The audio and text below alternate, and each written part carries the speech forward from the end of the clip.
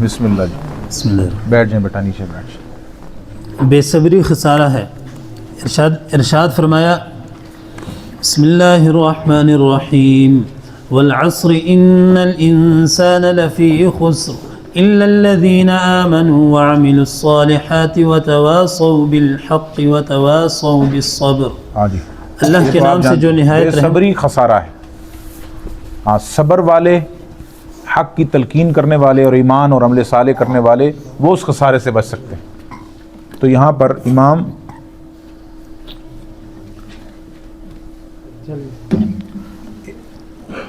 اس آیت کے اندر اللہ سبحانہ وتعالیٰ نے بے صبری کو بھی گویا کہ خسارے کا باعث بنایا، والعصر ان الانسان لفی خسر۔ تو یہ جی اللہ کے نام سے جو نہایت رحم والا اور مہربان ہے۔ عصر کی قسم، انسان خسارے میں ہے مگر وہ لوگ جو ایمان لائے اور نیک عمل کرتے رہے اور آپس میں حق بات کی تلقین اور صبر کی تائید کرتے رہے۔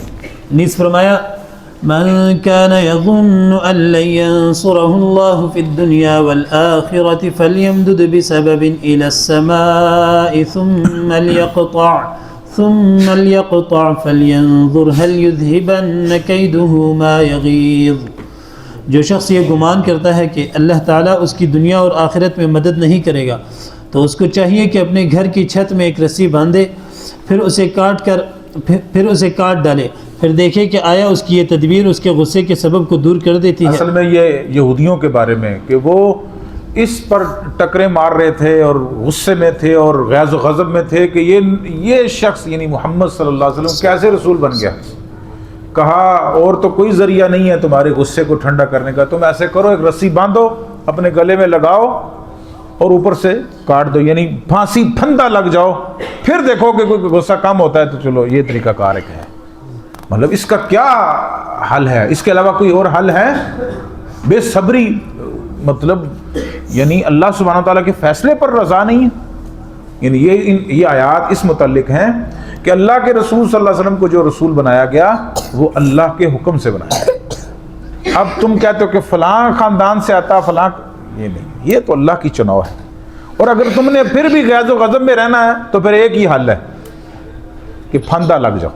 جی، حضرت جابر رضی اللہ عنہ سے روایت ہے کہ رسول اللہ صلی اللہ علیہ وسلم نے فرمایا یود اہل العافیۃ یوم القیامۃ حین یعطى اہل البلاء الثواب لو ان جلودهم كانت قرضت في الدنيا بالمقاريض۔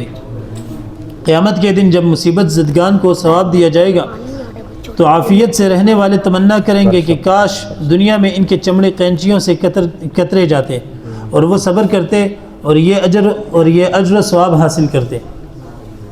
صبر کا اجر و ثواب۔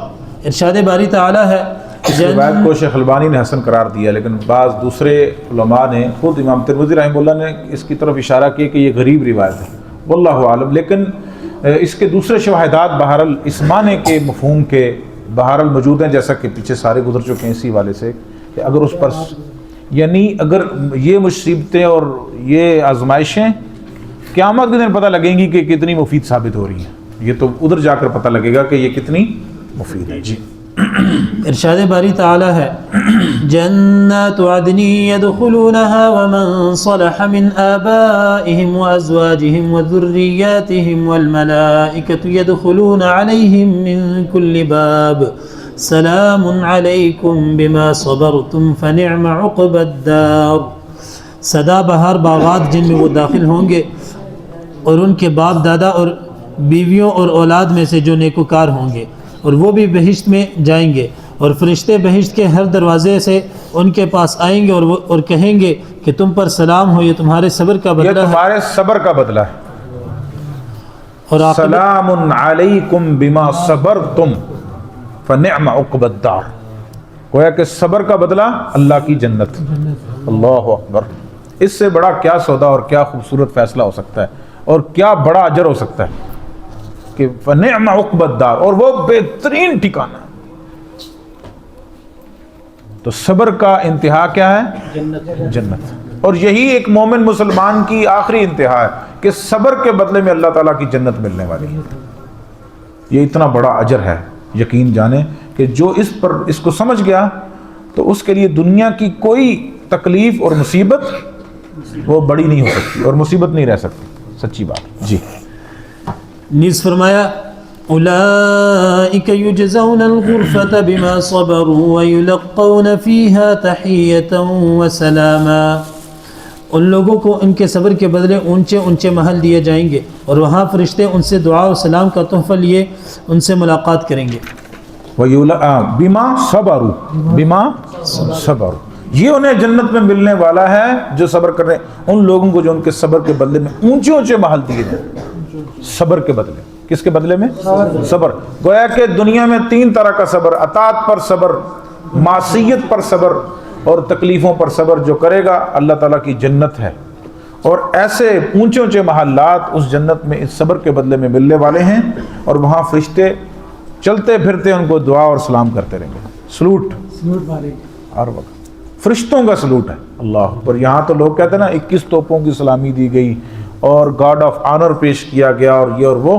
یہ تو دنیا کی کیا حقیقت ہے اس کی. اور وہ شاید یہاں کا گارڈ آف آنر مجبوری بھی ہو، جس کو لوگ نفرت کرتے ہیں اس کو بھی دیے دیتے ہیں، ایسا نا، اس کو بھی دینا پڑتا ہے کہ یہ اس عہدے پر ہے. آپ نے پچھلے عرصے میں کئی سیاسی پسند نہیں تھے دوسرے طبقے کو، لیکن گارڈ آف آنر انہیں بھی دینا پڑتا تھا، ایسا نہیں. تو دل سے نفرت بھی کرتے ہیں تب بھی وہ. تو یہ تو کوئی عزت نہیں ہے. عزت تو وہ ہے کہ جو اللہ سبحانہ تعالیٰ فرشتوں کو مقرر کر دے سلام دینے کے لیے، دعائیں دینے کے لیے. اللہ ایسا ہے نا. اللہ تعالیٰ ہمیں اس میں سے بنا دے. ہم بہت گناہ گار ہیں. نیز فرمایا وَجَزَاهُمْ بِمَا صَبَرُوا جَنَّةً وَحَرِيرًا مُتَّكِئِينَ فِيهَا عَلَى الْأَرَائِكِ لَا يَرَوْنَ فِيهَا شَمْسًا وَلَا زَمْهَرِيرًا. اور ان کے جی پڑھیں. اور ان کے صبر کے بدلے ان کو بہشت کے باغات اور ریشم کے ملبوسات انعام دے گا، اور ان میں وہ تختوں پر تکیے لگائے بیٹھے ہوں گے، اور وہاں نہ دھوپ کی حدت دیکھیں گے اور نہ سردی کی شدت. اللہ اکبر. نہ دھوپ کی حدت، یعنی دھوپ جس کی حدت ہو. یعنی آج کل تو دھوپ پسندیدہ ہے، حدت ایسی کہ جو بندے کو بری لگے، اور نہ ہی سردی کی شدت دیکھیں گے. یہی وہ، اس لیے علماء نے لکھا ہے نا کہ یا نار کونی بردا و سلاما علی ابراہیم. کیوں کہا سلام، کیوں کہا سلامتی؟ وہ اس لیے کہ یا نار کونی بردن، ٹھنڈی ہو جا. اب ایسی ٹھنڈ بھی بعض اوقات نہیں، گرمی سے زیادہ ٹھنڈ بعض اوقات یعنی اکثر جو ہے وہ کیا کرتی ہے؟ نقصان دیتی ہے. تو اس لیے کہا یا نار کونی بردن و سلاما علی ابراہیم. برد بھی اور سلامتی والی بھی بن جا. تو یہی وہاں جنت میں ملنے والا ہے کہ نہ گرمی کی حدت ہوگی اور نہ ہی سردی کی شدت ہوگی. اللہ جی. نیز فرمایا انما اللہ اکبر. یہ کمال ہے جی آیت. انما یوفی الصابرون اجرہم بغیر حساب. جی پڑھیں. صبر کرنے والوں کو ان کا اجر اتنا ملے گا کہ اس کا اندازہ وہ نہیں کر سکتے. اتنا اجر ملے گا کہ اس کا اندازہ. یوفی الصابرون اجرہم بغیر حساب. یہ یوفا کے اندر بھی معنی بغیر حساب کا ہی ہے، اور پھر دوبارہ لا کر بغیر حساب لایا. ٹھیک ہے جی پڑھیں بیٹا پڑھیں. بسم اللہ الرحمن الرحیم. صبر کی منزل کیسے حاصل ہو؟ اب وہ اسباب ذکر کیے شیخ عبدالحمید اظہر رحمۃ اللہ علیہ مصنف کتاب نے کہ جس کے ذریعے سے انسان صبر حاصل کر سکتا ہے. کچھ چیزیں ہم نے درس کے شروع ابتدائی چیز میں بیان کر دیے، اور میں نے کوشش کی کہ اس میں الگ الگ صبر علی الطاعہ، صبر عن المعصیہ اور صبر علی الاقدار، ان کے اوپر یعنی الگ الگ سے. لیکن انشاءاللہ یہ قرآن کی آیات سے یہ جو حسن ہے نا اس کتاب کا، اس کو آپ دیکھیں گے کہ قرآن کی آیات اور احادیث سے شیخ عبدالحمید اظہر رحمۃ اللہ علیہ نے جمع کیے. جی آپ نے کتاب کی خوبی کو، اس کے حجم کو نہ دیکھیں، آپ اس کی خوبی کو دیکھیں، لیکن آپ خوبی دیکھیں گے کہ انشاءاللہ میں پوری بصیرت سے بات کر رہا ہوں کہ اس انداز کی آپ نے کتاب نہیں دیکھی ہوگی. یعنی اس موضوع پر اس انداز میں جمع کردہ اور اس عنوان اور یہ انداز، ایسے جیسے محدث کوئی پرانے زمانے کا ابواب بندی کر رہا ہے اور لکھ رہا ہے. تو یہ ایک بہت خوبصورت پیرایا ہے، اور یہی محدثین کا طرز ہے. تو اپنی زندگی میں ایسی کتابیں بھی لکھنی چاہیے جو اس طرز کی ہوں. ایک ہے بندہ جو لکھتا جاتا ہے، لیکن اس طرز کی کتابیں یہ بھی انتہائی مفید ہیں. جی ارشاد باری جن تعالی پر شرح لکھی جائے. جن پر شیخ بکر بن عبداللہ ابو زید رحمۃ اللہ علیہ نے کتاب لکھی نا حلیۃ طالب العلم. وہ اتنی شاندار کتاب تھی کہ ابن عثیمین رحمۃ اللہ علیہ نے اس کی شرح لکھی، وہ شرح بیان کی ابن عثیمین نے. اور بعض کتابیں ایسی ہیں جو بیٹا مکمل نہیں کر سکا تو باپ نے مکمل کی. باپ نے، بیٹا تو یہ تو معمول ہے نا، شاگرد مکمل نہیں کر سکا تو استاد نے مکمل کی. ٹھیک ہے، تو یہ کتاب بھی انہی میں سے ہے کہ استاذ نے شاگرد، گو کہ بکر بن عبداللہ ابو زید شیخ ابن باز وغیرہ کے شاگرد، ابن عثیمین کے بھی شاگرد ہیں، لیکن استاذ نے شاگرد کی کتاب کی شرح کی ہے. یہ اس کو فضیلت حاصل ہے. اور یہ اردو ترجمہ بھی ہے، میں نے بعض چوتھی کے طلباء کو پڑھنے کے لیے دی ہے. آپ بھی وہ اس کتاب کو اردو میں پڑھیں.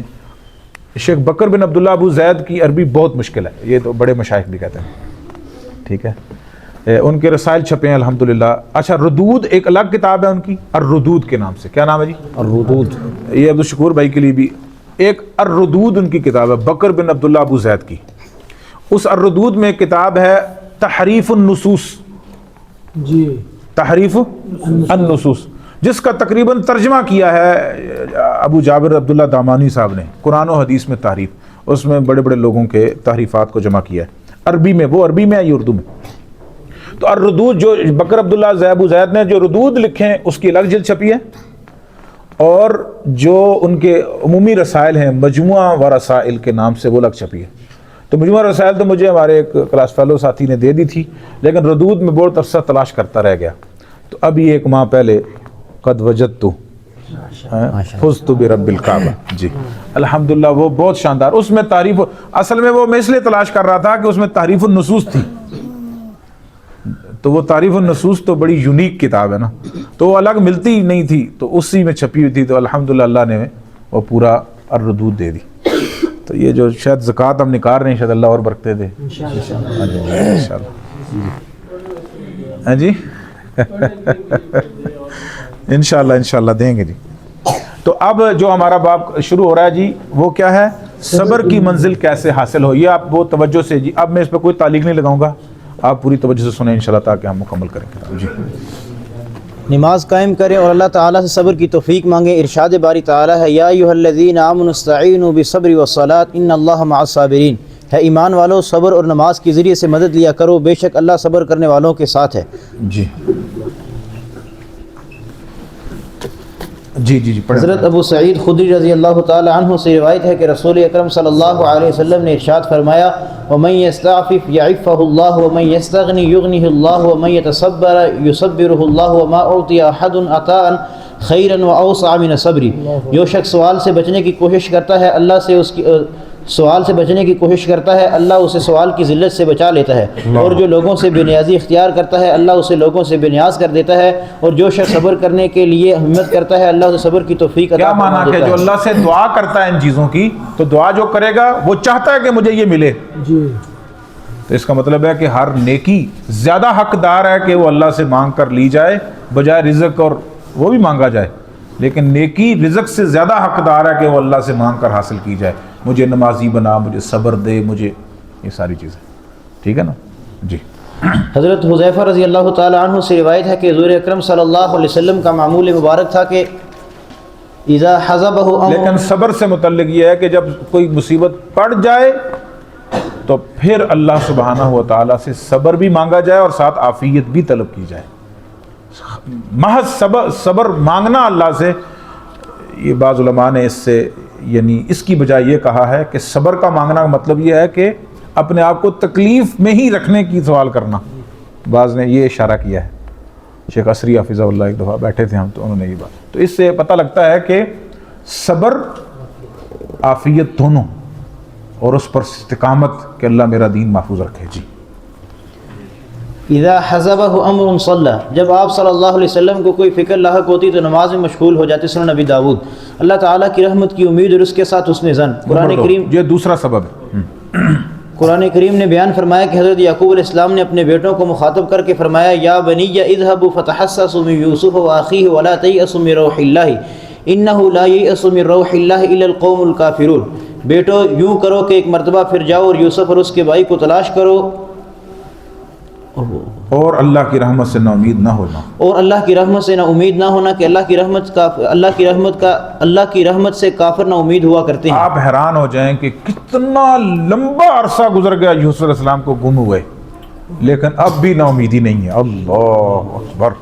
یہ وہ میں قصص النبیین پڑھا رہا تھا بچوں کو، دوسری کلاس میں ہے نا، پہلی میں، تو آپ یعنی اس میں یہی قصہ یوسف بل آپ حیران ہو جائیں گے کہ کتنا لمبا عرصہ ہے. اب تھوڑا عرصہ ہے، بچے تھے تو کنویں میں پھینکے گئے اور اب بادشاہ بن چکے ہیں، اب بھی یعقوب پر یعنی اللہ کی رحمت سے نا امید نہیں ہے، زندہ ہے. یہ ہوتا ہے ایمان. اللہ کی قسم کہ نہیں، اللہ تعالیٰ ضائع نہیں کرنے والا. جاؤ ابھی بھی جاؤ. لا یئس من روح اللہ، لا تیأس من روح اللہ. اللہ کی رحمت سے نا امید یہ ہے، یہ عملی مظاہرہ ہے اللہ کی تقدیر پر ایمان لانے کا اور اللہ پر توکل اور بھروسہ کرنے کا اور اللہ سے امید باندھنے کا. یہ عملی بھروسہ ہے، عملی. جی حضرت ابراہیم علیہ السلام کے متعلق فرمایا قال ومن يقنط من رحمت ربه الا الضالون. ابراہیم علیہ السلام نے کہا کہ اللہ کی رحمت سے میں مایوس کیوں ہونے لگا؟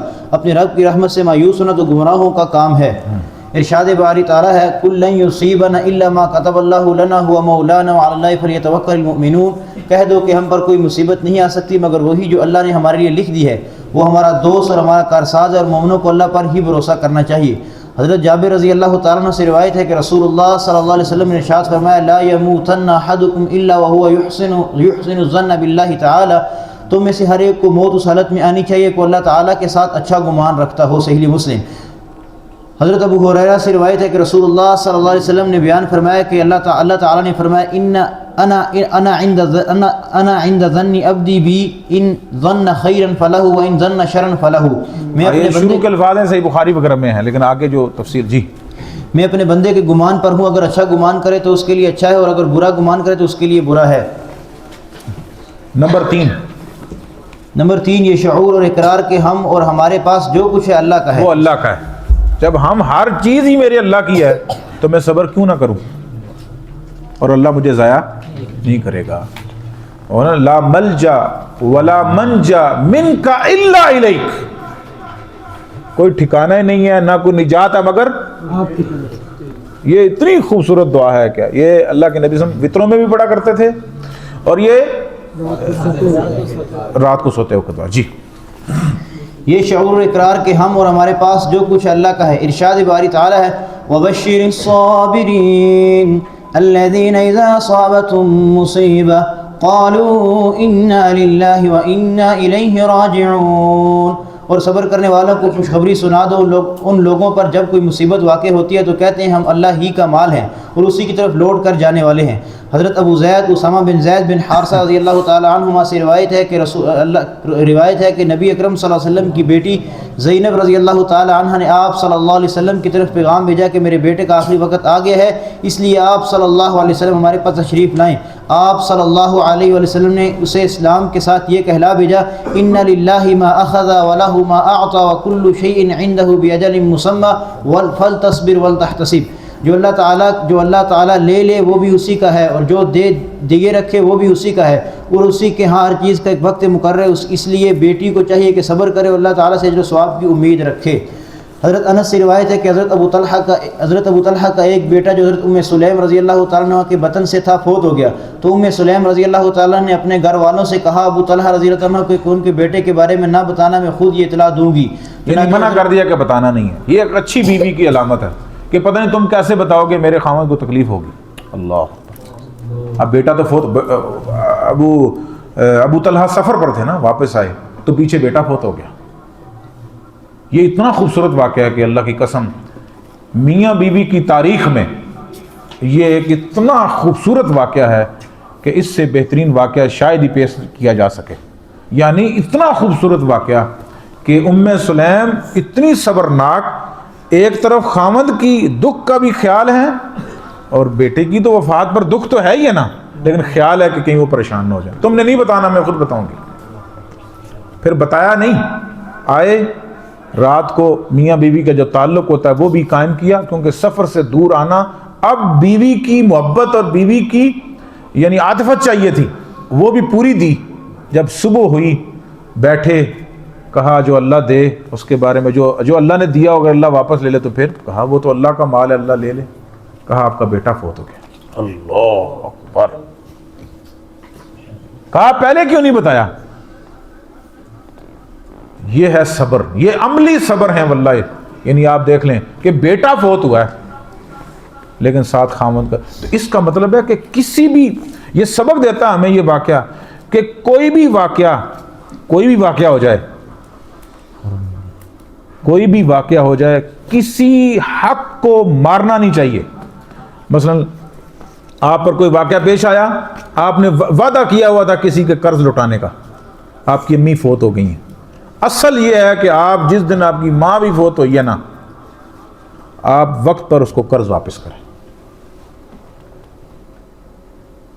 کوئی بھی مصیبت آنے کی وجہ سے کسی کا حق مر جائے، یہ اس واقعے کی آپ دیکھیں. خاوند کا ایک حق تھا نا، ایک طرف بیٹے کا حق تھا، خاوند کے حق کو بھی رکھا.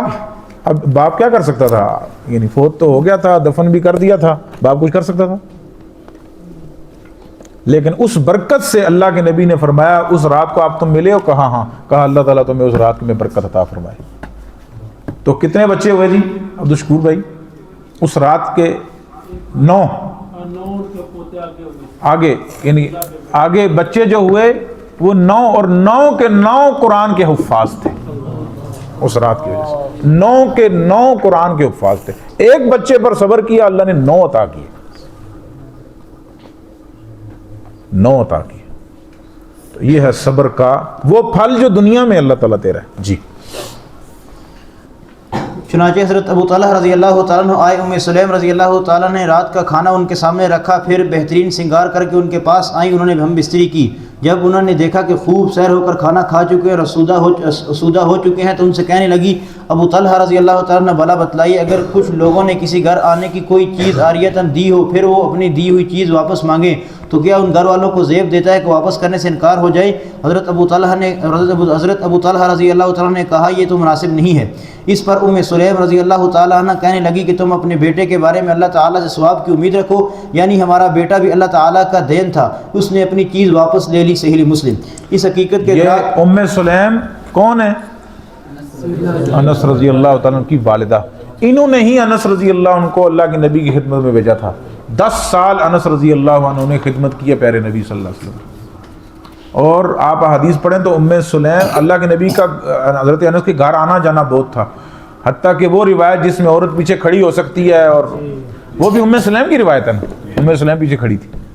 تو بڑا پیارا اللہ کے نبی کے حضرت انس کے گھرانے کے ساتھ بڑا گہرا رشتہ تھا، بہت خوبصورت رشتہ تھا کہ یہ بیٹا میرا یہ آپ کی خدمت کرے گا. 10 سال خدمت کی ہے ام سلیم. جی. اس حقیقت کے ادراک کے نمبر 4 چوتھا سبب صبر حاصل کرنے کا. کیسے ملتا ہے صبر؟ جی. اس حقیقت کے ادراک کی مصیبت کے اسباب ہماری طرف سے ہیں. ارشاد باری تعالیٰ یہ بہت اہم بات ہے کہ جو مصیبتیں آتی ہیں اصل میں ہمارا اپنی وجہ سے ہے، ہمارے اپنے کرتوت ہیں، ہمارے اپنے گناہ ہیں جن کی وجہ سے مصیبتیں ہم پر آن پڑتی ہیں. تو جب ہمارے اپنے گناہ ہیں تو پھر تو شکوہ کس چیز کا؟ پھر تو گناہوں سے معافی مانگی جائے اور اس مصیبت پر صبر سے کام لیا جائے تاکہ اللہ تعالیٰ گناہ معاف کر کے درجات کو بلند کر دے. جی.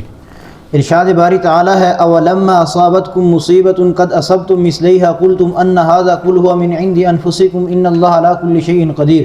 بھلا یہ کیا بات ہے کہ جب احد کے دن کفار کے ہاتھ سے تم پر مصیبت واقع ہو، حالانکہ جنگ بدر میں اس سے دگنی مصیبت تمہارے ہاتھوں ان کو پہنچ چکی تھی، تو تم کہنے لگے کہ یہ آفت کہاں سے آن پڑی؟ کہہ دو یہ تمہاری ہی شامت اعمال ہے کہ تم نے پیغمبر صلی اللہ علیہ وسلم کے حکم کے خلاف کیا، بے شک اللہ ہر چیز پر قادر ہے. یعنی بدر میں جو ہوا وہ تو بہت بڑی کامیابی تھی نا، تو اب احد میں تم پر کچھ آن پڑا تو آپ باتیں کرنے لگے. تو اگر تم سچ صحیح بات سمجھو نا تو وہ کیا تھی؟ تمہاری شامت سے کہ اللہ کے نبی نے تمہیں کھڑا کیا تھا اور تم پوری طرح کھڑا نہیں رہ سکے. جی. نیز فرمایا ما اصابک من حسنۃ فمن اللہ وما اصابک من سیئۃ فمن نفسک وارسلناک للناس رسولا وکفی باللہ شہیدا. ہے انسان تجھے جو فائدہ اور خوشحالی حاصل ہوتی ہے تو محض اللہ کی طرف سے اور اس کا فضل ہے، جو نقصان یا بدحالی پہنچے تو یہ تمہاری شامت اعمال ہے. اور محمد صلی اللہ علیہ وسلم ہم نے تم کو لوگوں کی ہدایت کے لیے پیغمبر بنا کر بھیجا ہے، اور اس امر کا اللہ ہی کافی گواہ ہے. نیز فرمایا وَلَوْ يُؤَاخِذُ اللَّهُ النَّاسَ بِظُلْمِهِمْ مَا تَرَكَ عَلَيْهَا مِنْ دَابَّةٍ وَلَكِنْ يُؤَخِّرُهُمْ إِلَىٰ أَجَلٍ مُّسَمًّى فَإِذَا جَاءَ أَجَلُهُمْ لَا يَسْتَأْخِرُونَ سَاعَةً وَلَا يَسْتَقْدِمُونَ۔ اور اگر اللہ لوگوں کو ان کے ظلم کے سبب پکڑنے لگے تو ایک جاندار کو بھی زمین پر نہ چھوڑے، لیکن ان کو ایک مقررہ وقت تک مہلت دیے جاتا ہے، پھر جب وقت آ جاتا ہے تو ایک گھڑی پیچھے رہ سکتے ہیں نہ آگے بڑھ سکتے ہیں۔ نیز فرمایا ظہر الفساد فی البر والبحر بما کسبت ایدی الناس لیذیقہم بعض الذی عملوا ظہر الفساد فی البر والبحر، جی ظہر الفساد فی البر والبحر بما کسبت ایدی الناس لیذیقہم بعض الذی عملوا لعلہم یرجعون۔ خوشی اور تری میں لوگوں کے اعمال کے سبب فساد پھیل گیا ہے تاکہ اللہ ان کو ان کے بعض اعمال کا مزہ چکھائے، عجب نہیں کہ وہ باز آ جائیں۔ نیز فرمایا وما اصابکم من مصیبۃ فبما کسبت ایدیکم ویعفو عن کثیر وما انتم بمعجزین فی الارض وما لکم من دون اللہ من ولی ولا نصیر ومن آیاتہ الجوار فی البحر کالاعلام ان یشاء یسکن الریح فیظللن رواکد علی ظہرہ ان فی ذلک لآیات لکل صبار شکور او یوبقہن بما کسبوا او یعفو عن کثیر۔ اور جو مصیبت تم پر واقع ہوتی ہے سو تمہارے ہاتھوں سے کیے اعمال کے سبب سے ہے، اور بہت سے گناہ تو اللہ معاف ہی کر دیتا ہے، اور تم اللہ کو زمین میں عاجز نہیں کر سکتے، اور اللہ کے سوا تمہارا کوئی دوست اور نہ مددگار، اور اس کی نشانیوں میں سے سمندر کے جہاز میں جو گویا پہاڑ ہیں، اور اگر اللہ چاہے تو ہوا کو ساکن کر دے اور یہ جہاز سمندر کی سطح پر بے حرکت کھڑے رہ جائیں۔ تم صبر اور شکر کرنے والوں کے لیے ان باتوں میں اللہ کی قدرت کے نمونے ہیں، یہ ان کو ان کے اعمال کے سبب تباہ کر دے اور بہت سے قصور معاف کر دیں۔ سب سے پانچواں بڑا سبب جو صبر حاصل کرنے کے لیے ممد و معاون سبب ہے، جی سب سے بڑی مصیبت یاد کریں جس کے سامنے ہر مصیبت ہیج ہے۔ اللہ اکبر، سب سے بڑی مصیبت کیا ہے؟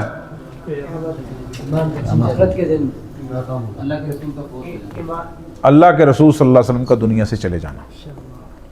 دیں جی دیں جی مولانا کو دیں جی، جو بھی بیٹا اپنی پسند بھی کر سکتے ہیں جو باقی رہ گئی۔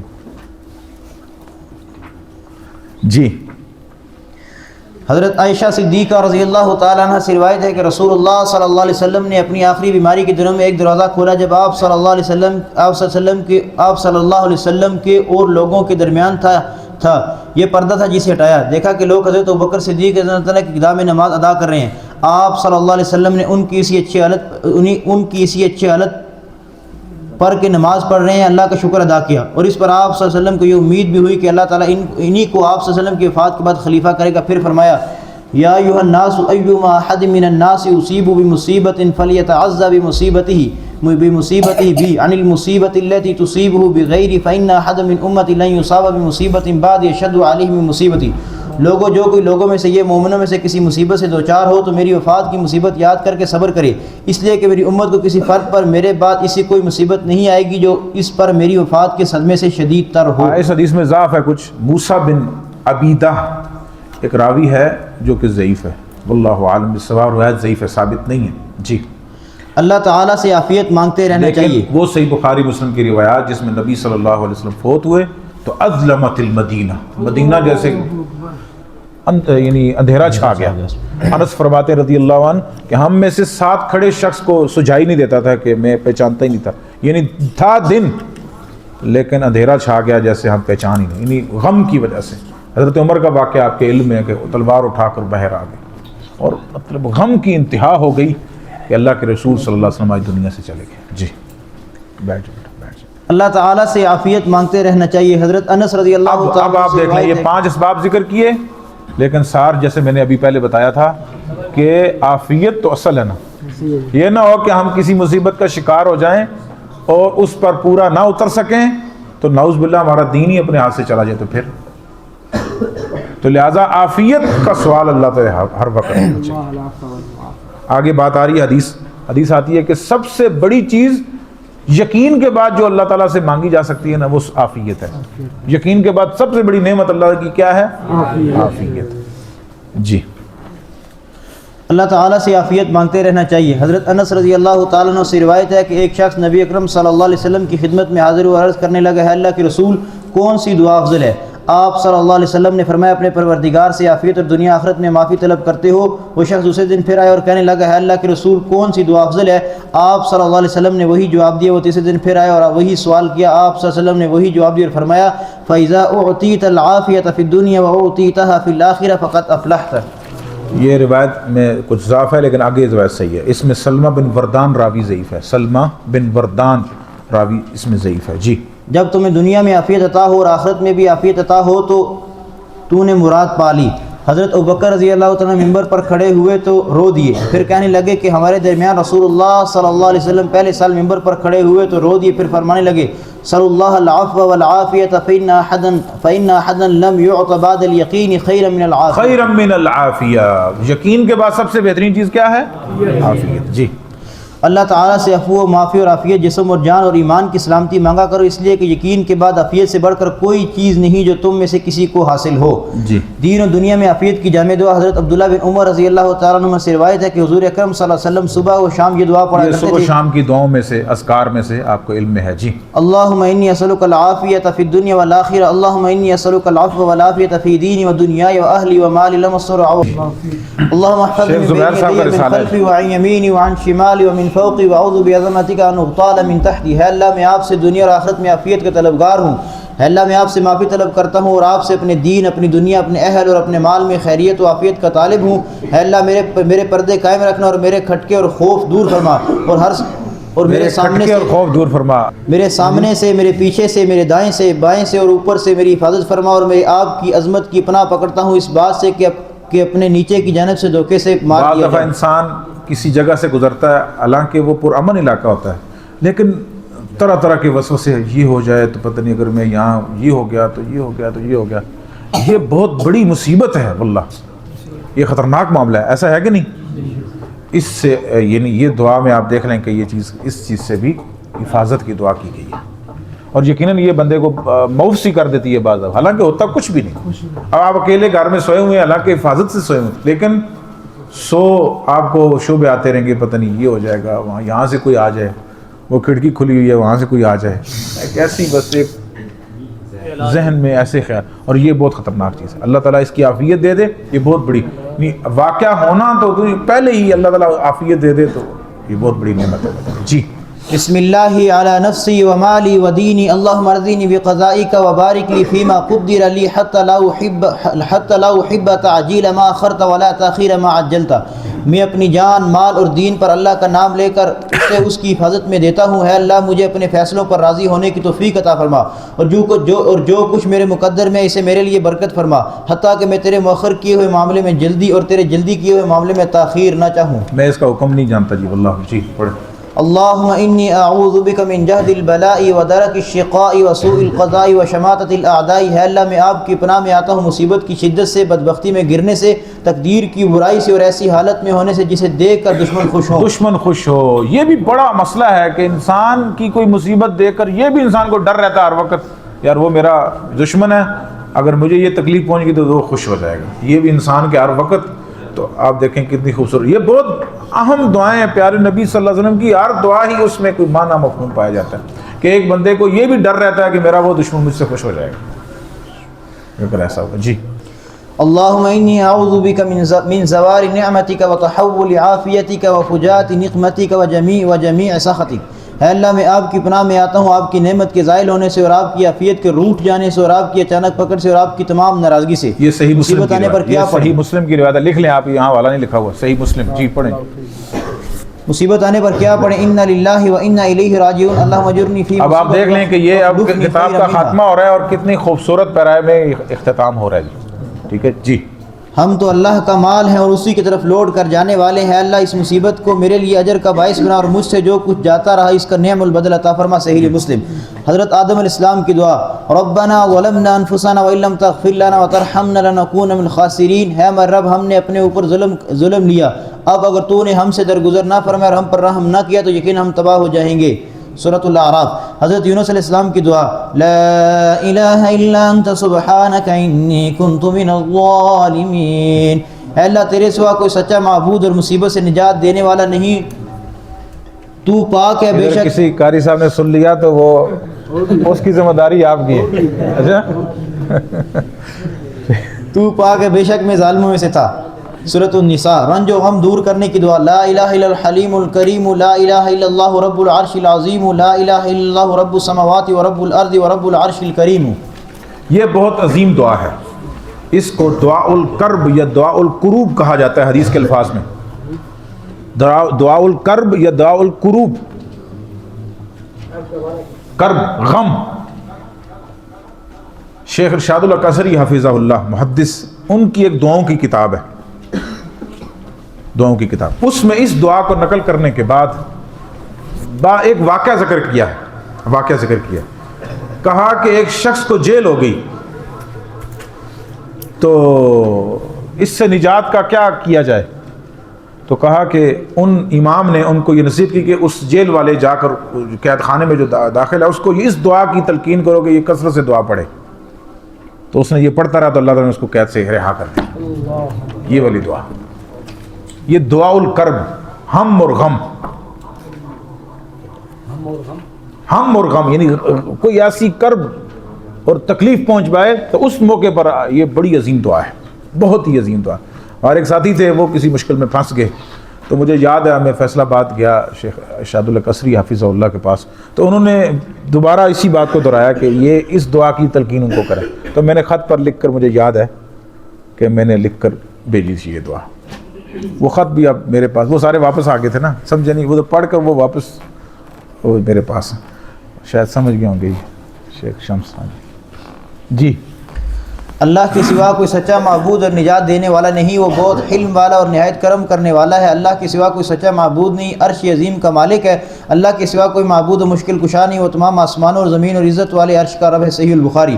اللہ ربی لا اشرک بہ شیئا، اللہ صرف اللہ میرا پروردگار ہے، میں اس کے ساتھ کسی کو ذرہ برابر بھی شریک کوئی مشکل میں پھنس جائے، یہ کثرت سے اپنی زبان پر جاری کر لیں۔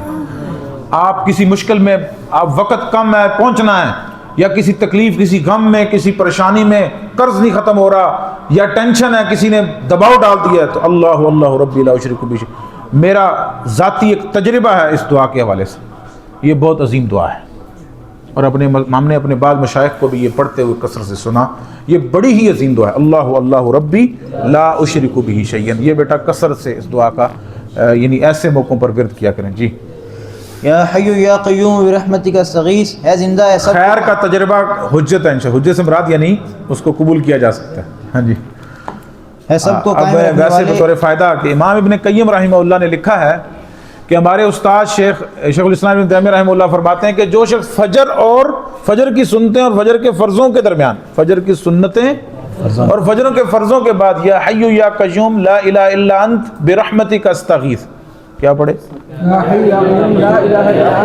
یا حی یا قیوم لا الہ الا انت برحمتک استغیث 40 مرتبہ پڑھتا ہے، اس کا دل کبھی مردہ نہیں ہوگا، اس کا دل کبھی، یہ مدارج سالکین میں لکھا ہے امام ابن قیم رحمہ اللہ نے اپنے شیخ الاسلام ابن تیمیہ رحمہ اللہ کے واسطے سے۔ تو یہ تجربات ہیں کچھ، لیکن ہے تو دعائیں نا، حدیث میں تو یہ دعائیں موجود ہیں نا، تو اس کو کچھ تجربے میں لانا، تو یہ انشاءاللہ جیسے شیخ ندیم محمد ندیم حافظہ اللہ بتا رہے تھے کہ شیخ مسعود عالم حافظہ اللہ فرماتے ہیں کہ لا الہ الا اللہ وحدہ لا شریک لہ لہ الملک و لہ الحمد وہو علی کل شیء قدیر، کثرت سے ورد کرنے سے دل مردہ نہیں ہوتا۔ لا الہ الا اللہ وحدہ لا شریک لہ لہ الملک و لہ الحمد وہو علی کل شیء قدیر، یہ شیخ مسعود عالم حافظہ اللہ کا کہنا ہے، اور یقیناً یہ حرز من الشیطان بھی ہے نا۔ جی، ہے زندہ ہے سب کو قائم رکھنے والے، میں آپ کی رحمت کی دہائی دیتا ہوں۔ اللہم رحمتک ارجو فلا تکلنی الی نفسی طرفہ عینی واصلح لی شأنی کلہ لا الہ الا انت، ہے اللہ میں آپ کی رحمت کا امیدوار ہوں، مجھے اے زندہ اے سب کو قائم رکھنے والے، میں آپ کی رحمت کی دہائی دیتا ہوں۔ اللہ، کیا خوبصورت انداز ہے جی، ہیں یہ بھی انشاءاللہ آپ کو یاد رہے گا انشاءاللہ۔ اللہ ہمیں موقع دے، شیخ صاحب کی ایک کتاب ہے حضور نماز، کیا نام، وہ خشوع اور خضوع پر ہے، نماز میں خشوع خضوع پر، وہ عید کے بعد انشاءاللہ انشاءاللہ اللہ توفیق۔ تیار ہے نا آپ سب؟ انشاءاللہ جی، وہ میرے ذہن میں اب سے ہے، یعنی ابھی نہیں، یعنی اس کتاب کے ساتھ ہی ہے کہ وہ بھی پڑھائیں گے انشاءاللہ کسی۔ میں آپ کی رحمت کا امیدوار ہوں، مجھے پلک جھپکنے کی مدت بھی میرے نفس کے سپرد نہ کر، اپنی توفیق اور دستگیری کا سایہ میرے سر سے نہ اٹھا، اور میرے تمام حالات درست کر دے، آپ کے سوا کوئی سچا معبود نہیں۔ سنن نبی داؤد۔ غم اور فکر سے نجات کے لیے نسخہ کیمیا استغفار پر مداومت۔ نسخہ کیمیا یعنی ایک ایسا نسخہ ہے جو غم و فکر سے انسان کو نجات دیتا ہے. وہ کیا ہے؟ استغفار، اپنے گناہوں کی بخشش طلب کرنا، مداومت. جی حضرت عبداللہ بن عباس رضی اللہ تعالیٰ عنہما سے روایت ہے کہ نبی اکرم صلی اللہ علیہ وآلہ وسلم نے ارشاد فرمایا، جس نے استغفار کا التزام کیا، اس کی کثرت کی، تو اللہ تعالیٰ اس کے لیے ہر تنگی سے نکلنے کا راستہ پیدا فرما دیتا ہے اور اس کا ہر غم دور کر دیتا ہے اور اسے وہاں سے رزق عطا فرماتا ہے جہاں سے اسے گمان بھی نہیں ہوتا. سنن نبی داؤد والنسائی. سید الاستغفار.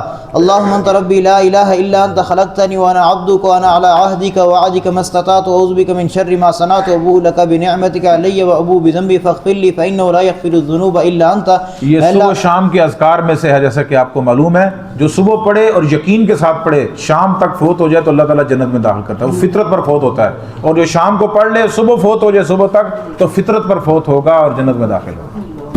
یہ صبح و شام کے اذکار میں سے ہے اور یہ سید الاستغفار، اس کے معنی پر غور کرنے سے انسان کو پتہ لگتا ہے. جی ہے اللہ، آپ میرے رب ہیں، آپ کے سوا کوئی سچا معبود نہیں. آپ نے مجھے پیدا کیا، میں آپ کا بندہ ہوں اور آپ سے کیے ہوئے عہد اور وعدے پر قائم ہوں اپنی طاقت کے مطابق. آپ کی پناہ چاہتا ہوں برے کاموں کے وبال سے جو میں نے کیے. مجھے اقرار ہے اس احسان کا جو مجھ پر آپ کا ہے اور مجھے اعتراف ہے اپنے گناہوں کا. بس مجھے بخش دیجیے کیونکہ آپ کے سوا گناہوں کوئی نہیں بخشتا. صحیح بخاری. کثرت درود کی برکت اور تاثیر. حضرت ابی بن کعب رضی اللہ تعالیٰ عنہ سے روایت ہے کہ ایک شخص نے عرض کیا، ہے اللہ کے رسول، میں اپنی دعا کا تیسرا حصہ آپ پر درود کے لیے رکھ دوں؟ فرمایا ہاں، اگر زیادہ کرو گے تو تمہارے حق میں بہتر ہوگا. اس نے کہا تو پھر میں اپنی دعا کا نصف آپ پر درود کے لیے رکھ دوں؟ فرمایا اگر زیادہ کرو گے تو تمہارے لیے بہتر ہوگا. اس نے کہا میں اپنی تمام دعا پر درود کے لیے وقف کر دوں؟ فرمایا اگر ایسا کر سکو تو تمہاری پریشانیاں دور ہو جائیں گی اور تمہارے سب گناہ معاف کر دیے جائیں گے. سنن ترمذی. حضرت ابو ہریرہ رضی اللہ تعالیٰ عنہ سے روایت ہے کہ حضور رسالت مآب صلی اللہ علیہ وسلم رسالت مآب صلی اللہ علیہ وسلم نے ارشاد فرمایا، جو شخص ہم اہل بیت پر درود پڑھتے وقت پیمانہ لبریز کرنا چاہے تو یوں کہے اللہ پیمانہ لبریز. کیا خوبصورت انداز میں ختم کیا ہے. پیمانہ لبریز یعنی اپنی، اصل میں درود بھی محبت کی علامت ہے، اور جو اپنے محبت کو بس اس کا پیمانہ لبریز کرنا چاہتا ہے تو وہ یہ الفاظ پڑھے. اور آپ، میں نے شیخ عبدالحمید اظہر رحمۃ اللہ علیہ استاد جی کو دیکھا، آپ جمعہ کے خطبے میں یہ درود پڑھا کرتے تھے. جمعہ کے خطبے میں آپ کے درود کا یہی عام معمول. یہ صحیح بخاری میں درود ہے، یہ صحیح بخاری میں ہے، صحیح بخاری اور مسلم. میرے پاس ایک پیج ہے، میں انشاءاللہ آپ کو دوں گا انشاءاللہ. اس میں وہ درود جمع کیے گئے ہیں، درود ابراہیمی، جو مختلف الفاظ سے ثابت ہیں، جس میں ازواج کو بھی درود میں شامل کیا گیا ہے. تو وہ ایک الگ ایک پیج پر ایک عرب مشائخ شیخ نے جمع کیے ہیں، وہ مجھے یاد دلائیں، میں انشاءاللہ آپ کو دیں گے. جی انشاءاللہ. جی تو یوں کہے. جی اللہم صلی علی محمد النبی الامی و ازواجہ امہات المؤمنین و ذریتہ و اہل بیتہ کما صلیت علی آل ابراہیم انکا حمید مجید.